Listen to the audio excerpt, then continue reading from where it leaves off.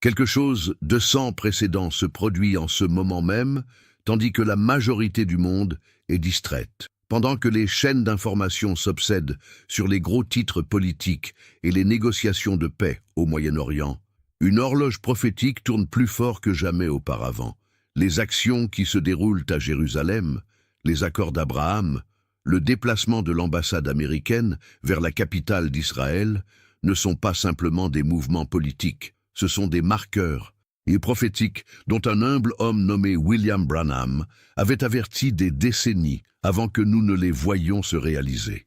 En juin 1933, bien avant qu'Israël ne devienne une nation à nouveau, un jeune pasteur a reçu 7 visions qui l'ont secoué jusqu'au tréfonds de son être.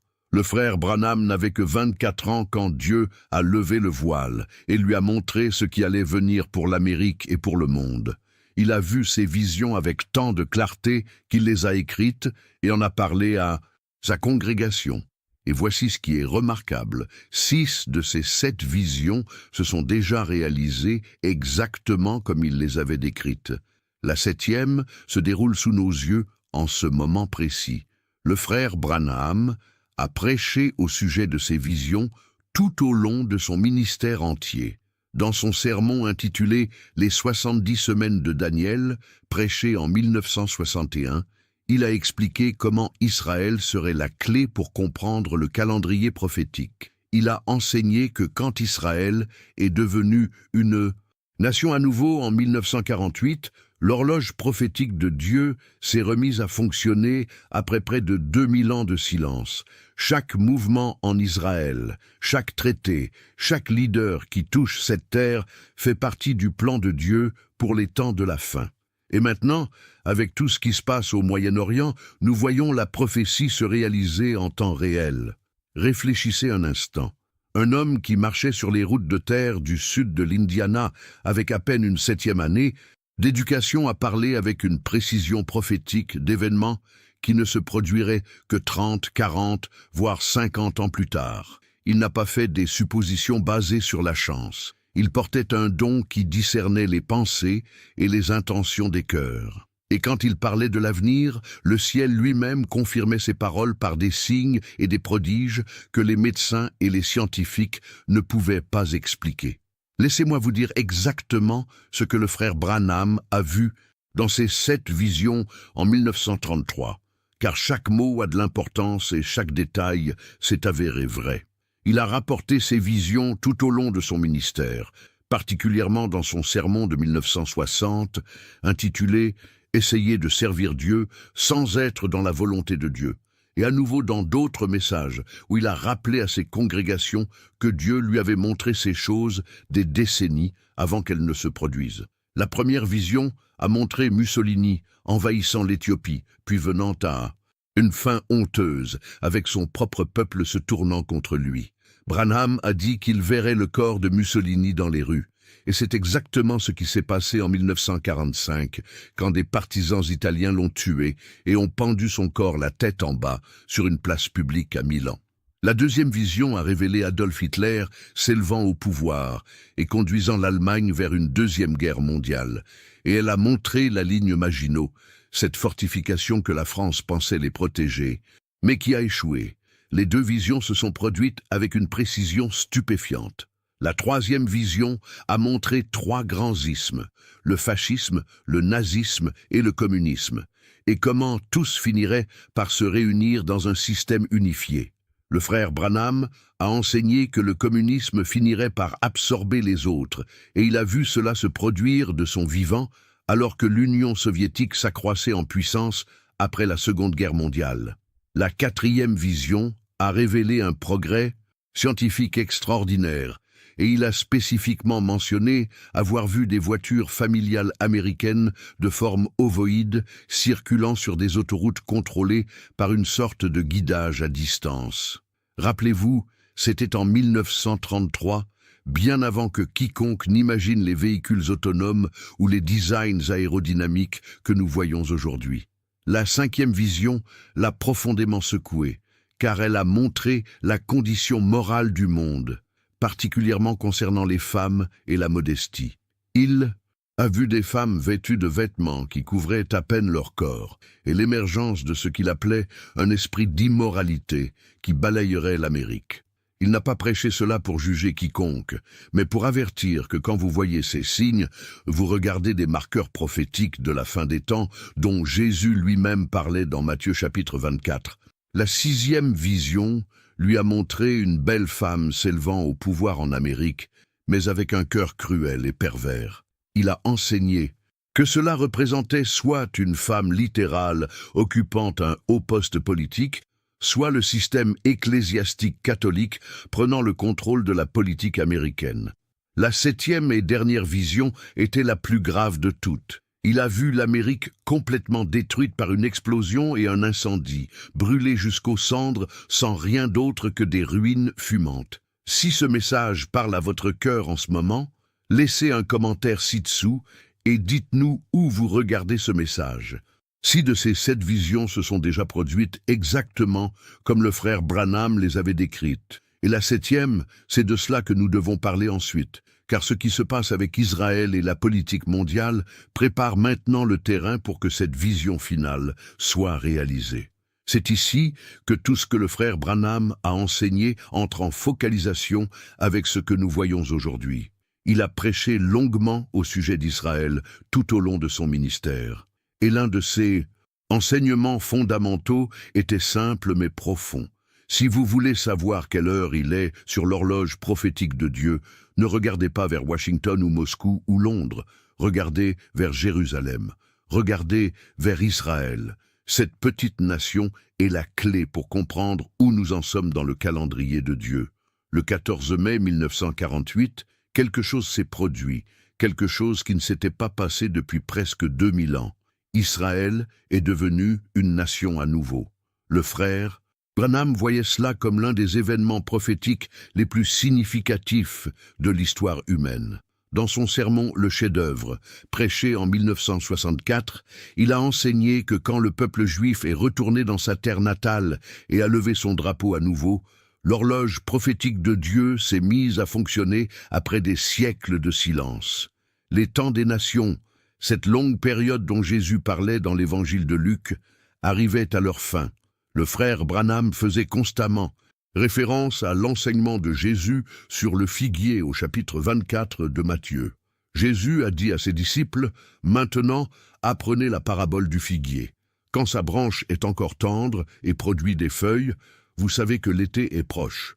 De même, quand vous voyez toutes ces choses, sachez que cela est proche, à la porte. Je vous le dis en vérité, cette génération ne passera pas jusqu'à ce que toutes ces choses se soient accomplies. » Branham a enseigné que le figuier représentait Israël, et quand vous voyez cette nation germer à nouveau revenant à la vie, vous regardez la génération finale avant le retour du Christ.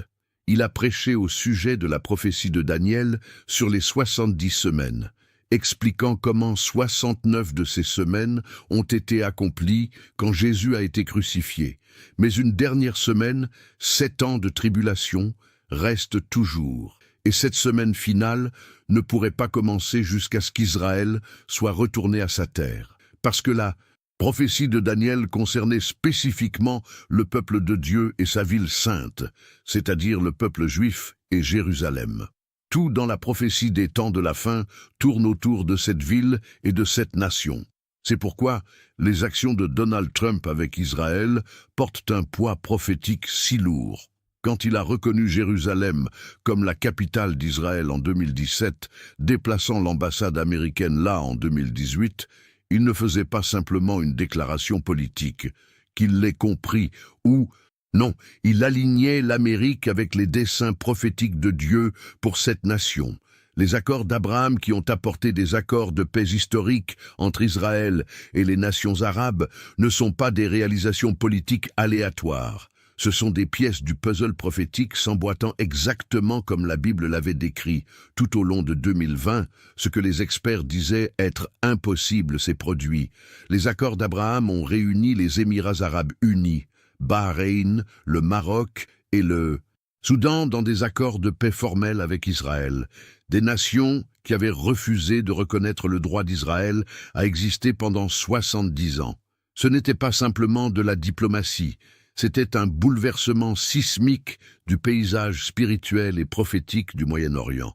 Et Donald Trump était au centre de la facilitation de ces accords historiques. Maintenant, c'est ici que le moment actuel devient absolument critique à comprendre. Jared Kushner, le gendre juif de Trump, a joué le rôle d'architecte dans la création des accords d'Abraham pendant le premier mandat de Trump. Il est décrit comme le diplomate couteau suisse de l'administration, disposé à voler n'importe où et à négocier avec n'importe qui pour faire progresser le processus de paix. Mais le rôle de Kushner a évolué. Récemment, en octobre 2025, Kushner a refait surface de derrière les coulisses pour monter sur le devant de la scène dans la négociation de ce que beaucoup appellent la réussite de paix la plus significative de l'histoire moderne du Moyen-Orient. Un accord complet de cessez-le-feu à Gaza et de libération d'otages qui a fondamentalement modifié les dynamiques régionales. Le frère Branham a enseigné longuement au sujet de la promesse de Dieu à Abraham en Genèse 12, 3, où le Seigneur a dit « Je bénirai ceux qui te béniront, et je maudirai celui qui te maudira, et en toi se béniront tous les peuples de la terre. » Il a souligné que ce n'était pas simplement un principe de l'Ancien Testament qui a expiré. C'est une alliance éternelle qui s'applique toujours aujourd'hui. Toute nation, tout leader, toute personne qui bénit Israël se positionne pour la bénédiction de Dieu. Quiconque maudit Israël se positionne pour le jugement de Dieu. Dans son sermon Israël et l'Église, Branham a enseigné au sujet de la restauration d'Israël et comment les nations païennes joueraient un rôle dans les desseins de Dieu pour les temps de la fin. Il a expliqué que bien que l'ère de l'Église ait été donnée aux gentils, Dieu n'a jamais oublié son alliance avec Abraham, Isaac et Jacob. La restauration d'Israël n'était pas simplement un mouvement politique. C'était l'accomplissement de la prophétie d'Ézéchiel où Dieu a dit qu'il ramènerait son peuple de toutes les nations où il avait été dispersé et les planterait à nouveau dans sa propre terre. Quand Trump a déplacé l'ambassade américaine à Jérusalem en 2018, il a fait ce qu'aucun autre président américain n'avait le courage de faire depuis plus de 70 ans. Chaque président depuis 1948 avait promis de reconnaître Jérusalem comme la capitale d'Israël. Mais quand la pression est venue de la communauté internationale, ils ont tous reculé. Trump ne l'a pas fait. Il s'est tenu ferme. Et ce faisant, il a aligné l'Amérique avec les desseins de l'Alliance de Dieu pour cette ville. Jérusalem n'est pas simplement une autre capitale du Moyen-Orient. C'est la ville que Dieu lui-même a choisie, la ville où Jésus établira son trône quand il revient. Les accords d'Abraham ont fait plus que créer des alliances politiques. Ils ont ouvert des portes pour une plus grande coopération, des échanges commerciaux et culturels entre Israël et les nations arabes. Plus important encore, ils ont normalisé les relations dans une région qui est en guerre depuis des générations. Le frère Branham a enseigné qu'avant que la grande tribulation ne commence, il y aurait une saison de paix relative au Moyen-Orient, une fausse sensation de sécurité qui conduirait les gens à la complaisance. Mais maintenant, en octobre 2025, nous voyons quelque chose d'encore plus dramatique se produire. Kushner a dirigé les négociations résultant en ce que l'administration Trump appelle un plan de paix complet à 20 points. Cet accord historique a libéré des otages, initié un cessez-le-feu et est présenté comme potentiellement transformateur pour la région entière. Kushner se tient aux côtés de Trump, s'adressant devant la Knesset d'Israël, se positionnant comme la figure centrale de ce qui pourrait être le prélude à un accomplissement prophétique encore plus grand. Si cet enseignement vous ouvre les yeux sur ce qui se passe vraiment, partagez-le avec quelqu'un qui a besoin de comprendre ces temps prophétiques dans lesquels nous vivons. Le frère Branham a prêché l'une de ses plus puissantes séries de sermons sur les 7 âges de l'Église. Et quand il est arrivé à l'église de Laodicée, l'âge final avant le retour du Christ, ses paroles portaient un poids qui est encore plus pertinent aujourd'hui que quand il les a prononcées pour la première fois. Il a enseigné d'après Apocalypse 3, 14-22, où Jésus a décrit une église qui était tiède, ni chaude, ni froide, riche et dans l'abondance, mais spirituellement nue, aveugle et misérable. Il a dit que cela décrivait la condition de l'Église dans notre génération. Dans son sermon « L'âge de l'Église de Laodicée », prêché en 1960, le frère Branham a averti que cet âge final de l'Église serait marqué par le compromis, le mondanisme et une forme de piété qui niait son pouvoir. Il a vu une Église qui avait des bâtiments, des programmes et des activités religieuses, mais qui avait poussé Jésus dehors. En Apocalypse 3, 20, Jésus est en dehors de sa propre Église, en train de frapper, essayant de revenir. C'est la condition de l'Église moderne et nous la voyons se réaliser exactement comme il l'avait averti.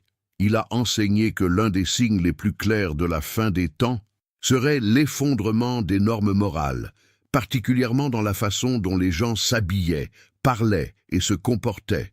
Ils n'étaient pas en train d'être dépassés ou critiques.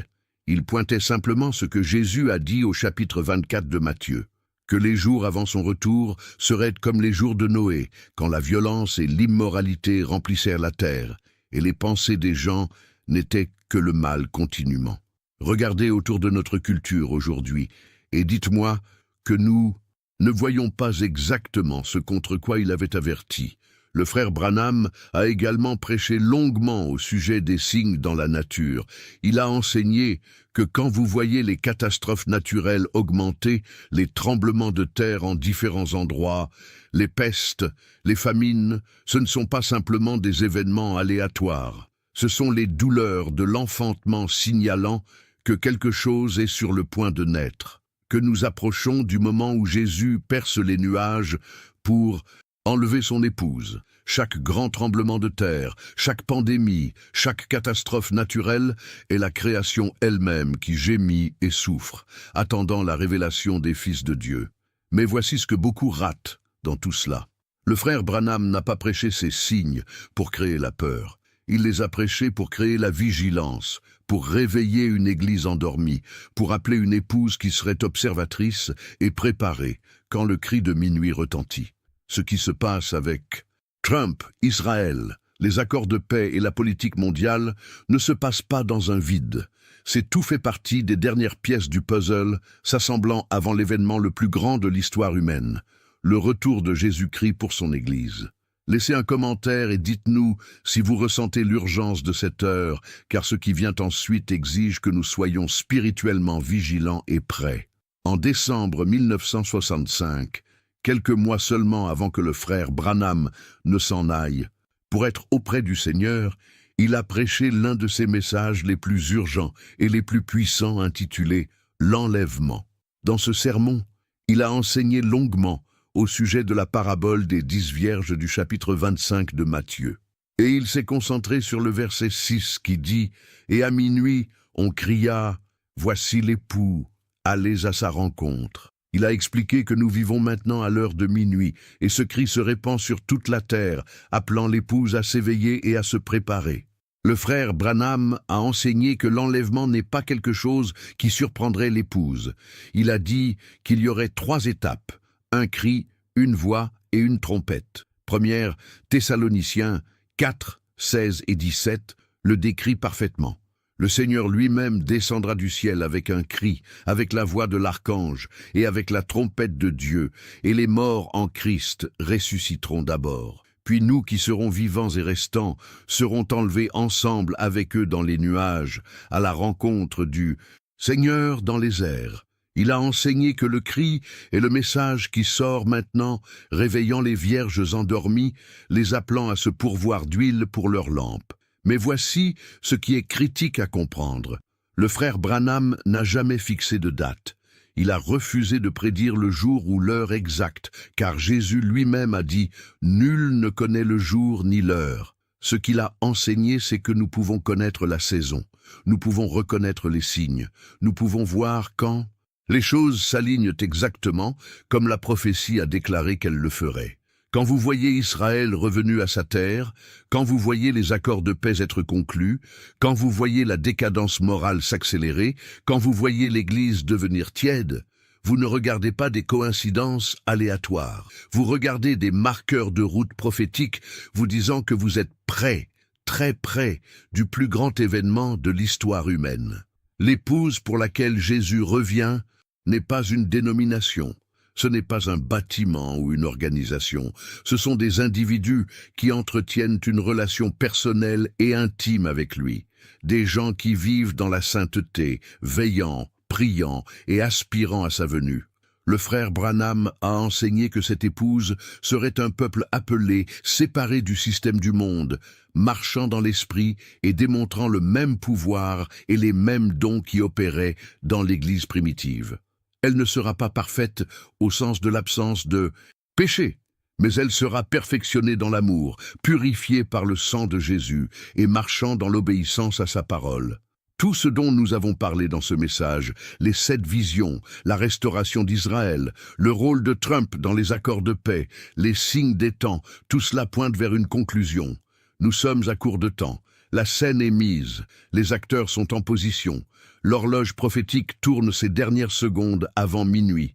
Si vous avez joué des jeux avec Dieu, si vous avez été tiède dans votre foi, si vous avez remis la reddition complète de votre vie à Jésus, c'est votre appel à vous réveiller. Le message final du frère Branham à l'Église était simple, mais profond. Veille et prie, sois prêt. Vis chaque jour comme si c'était le jour où la trompette sonne et où les morts en Christ ressuscitent d'abord. Il a enseigné que l'épouse du Christ ne serait pas prise de dépourvu, se démenant à la dernière minute, essayant de se mettre en règle avec Dieu. Elle serait observatrice, attendant, aspirant à son apparition, vivant dans l'attente quotidienne que ce jour pourrait être le jour où le ciel s'ouvre et où Jésus perce les nuages. Ce que nous avons partagé avec vous aujourd'hui n'est pas simplement de l'histoire ou de la théologie. C'est une réalité prophétique vivante et palpitante se déroulant sous vos yeux en ce moment précis. Chaque mouvement en Israël, chaque accord de paix, tous les signes dans les cieux et sur la terre, ils crient tous le même message. Le roi revient, l'époux est à la porte, l'heure de minuit est venue et le cri se répand. Voici qu'il vient.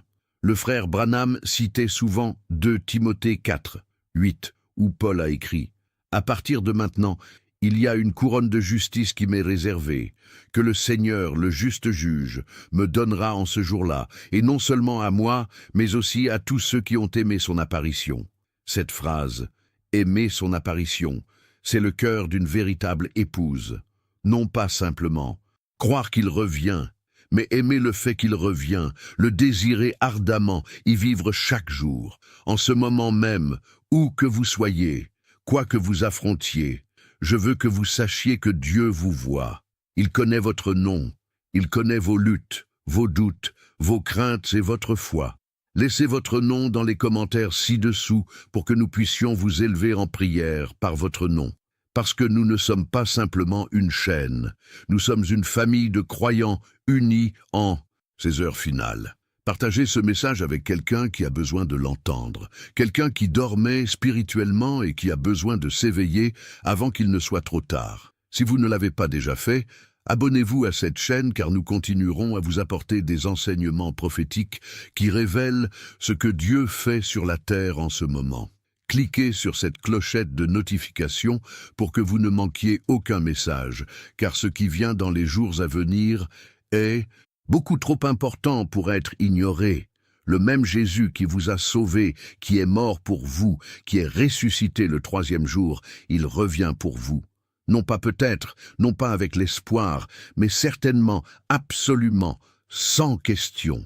Et quand cette trompette sonnera, qu'il vous trouve veillant, priant et prêt à le rencontrer dans les airs. Que Dieu vous bénisse et que son esprit revive votre cœur à l'urgence et à la gloire de cette heure prophétique dans laquelle nous vivons.